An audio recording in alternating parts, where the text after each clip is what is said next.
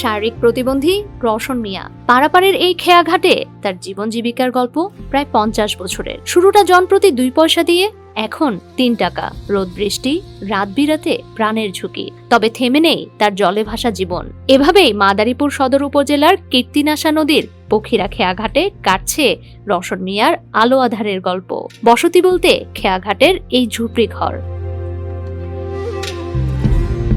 5 বছর বয়সে জটিল রোগে 2 পা অচল। প্রথমে দিনমজুর, পরে খেয়াঘাটের মাঝি। জীবনের পরন্ত বেলায় তার কপালে চিন্তার ভাঁজ। খেয়াঘাটের নির্মাণাধীন নতুন সেতু পারাপারের তার এই বাহন হয়ে যাবে অকেজো। কি করবেন 70 বছরের রওশন মিয়া? স্বাধীনের 4 বছর পর শুরু করছি এই কাজ।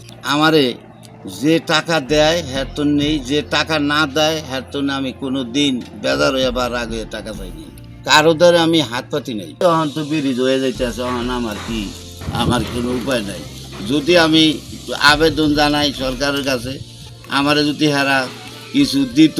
অসহায় রওশন মিয়ার পাশে দাঁড়ানোর অনুরোধ স্থানীয়দের। উনি অতি দরিদ্র লোক, তারপর উনি কারো হাতে কারো কাছে ভিক্ষাবৃত্তি বা কোনো হাত জোর করে কোনো কিছু আর্থিক সাহায্য এখন পর্যন্ত সে চায় নাই। এই ব্রিজটা যদি হয় এরপর একটু উনি অসহায় পড়ে যাবো। হ্যাঁ, ওনার অর্থ সম্পদ নাই। তবে যদি এইটার জন্য একটা ব্যবস্থা সরকার কিছু করিয়া দেয় ওনারে, বুঝলেন, পরে ওনার একটা বাঁচার একটা কায়দাকরণ থাকবো ওনার। বিষয়টি নজরে এসেছে স্থানীয় প্রশাসনের। রওশন মিয়াকে সহযোগিতার আশ্বাস দিলেন উপজেলা নির্বাহী অফিসার। সেক্ষেত্রে অন্য কোনো বিকল্প ওনার কোনো ব্যবস্থা করা যায় কিনা সেটা আমরা দেখব। উনি প্রতিবন্ধী ভাতাটা পান, ওনার জন্য সরকারি এই সেফটি নেট প্রোগ্রাম প্রয়াস্ক ভাতাটিই রয়েছে।